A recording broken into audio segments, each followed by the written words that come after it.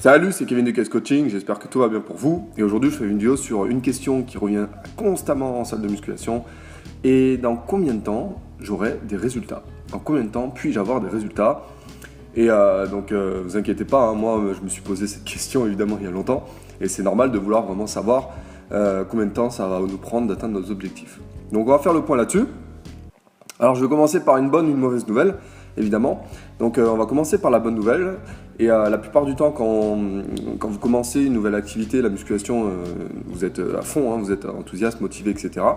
Et votre objectif, il est clair, il est défini et vous souhaitez vraiment l'atteindre le plus vite possible, quoi. Et donc vous attaquez la musculation, la diététique, le cardio, enfin vous attaquez tout et vous avez vraiment découvert la bonne recette, quoi. Seulement, une mauvaise nouvelle, dès qu'au bout de 2-3 semaines, il y a les premiers obstacles, vous allez vous rendre compte que la tâche ne va pas être facile finalement. C'est là que 80% des gens abandonnent. Et d'ailleurs, j'en ai parlé dans un autre article que vous pouvez consulter en cliquant sur le lien en bas de cette vidéo.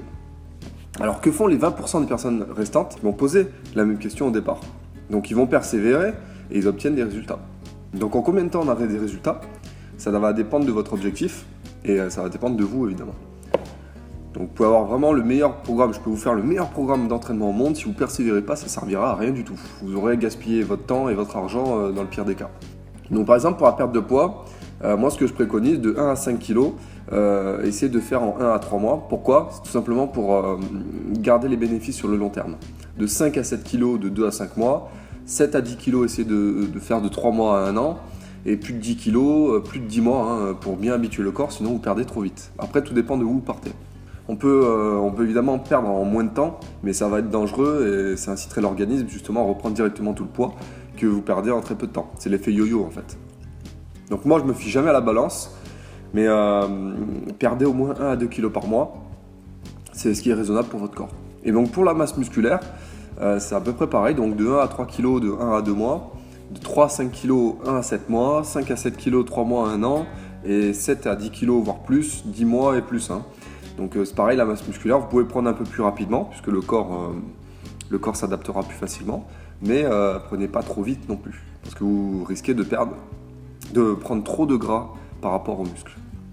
Donc voilà, est-ce que vous faites partie de ces 20% de gens qui persévèrent et qui obtiendront des résultats? Donc tout dépend de vous, ça ne dépend pas de votre programme d'entraînement, ça ne dépend pas de la méthode miracle que vous utilisez en ce moment, ça dépend uniquement de vous, de la persévérance.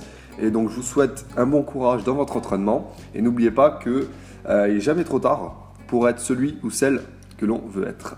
Voilà, à demain pour une prochaine vidéo. Ciao ciao.